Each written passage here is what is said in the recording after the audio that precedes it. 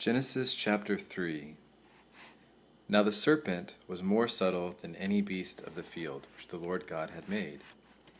And he said to the woman, Yes, has God said, You shall not eat of every tree of the garden? And the woman said to the serpent, We may eat of the fruit of the trees of the garden, but of the fruit of the tree which is in the middle of the garden, God has said, You shall not eat of it, neither shall you touch it, lest you die. And the serpent said to the woman, You shall not surely die. For God does know that in the day you eat thereof, then your eyes shall be opened, and you shall be as gods, knowing good and evil.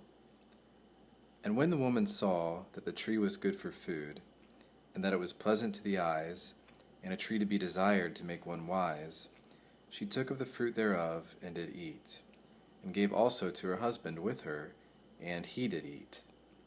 And the eyes of them both were opened, and they knew that they were naked.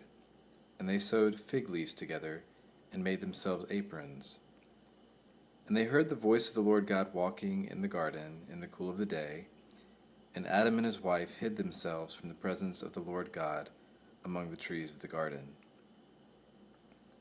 And the Lord God called to Adam, and said to him, Where are you?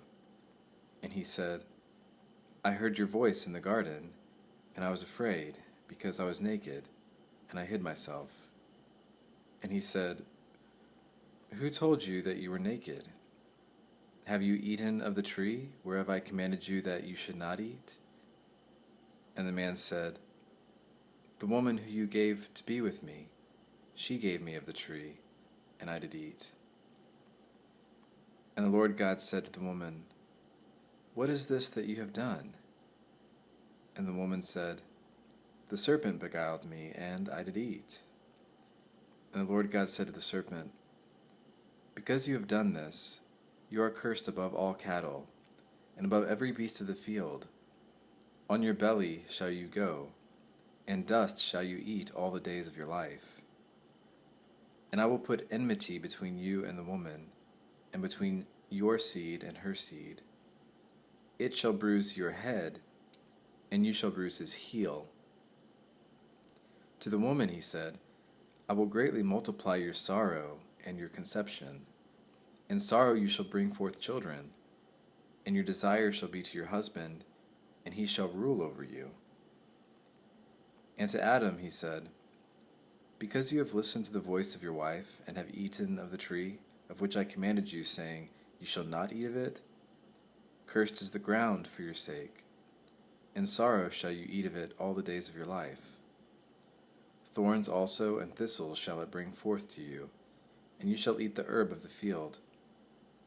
In the sweat of your face shall you eat bread, till you return to the ground, for out of it were you taken. For dust you are, and to dust shall you return. And Adam called his wife's name Eve, because she was the mother of all living. To Adam also and to his wife did the Lord God make coats of skins, and clothed them. And the Lord God said, Behold, the man is become as one of us, to know good and evil. And now, lest he put forth his hand, and take also of the tree of life, and eat, and live forever.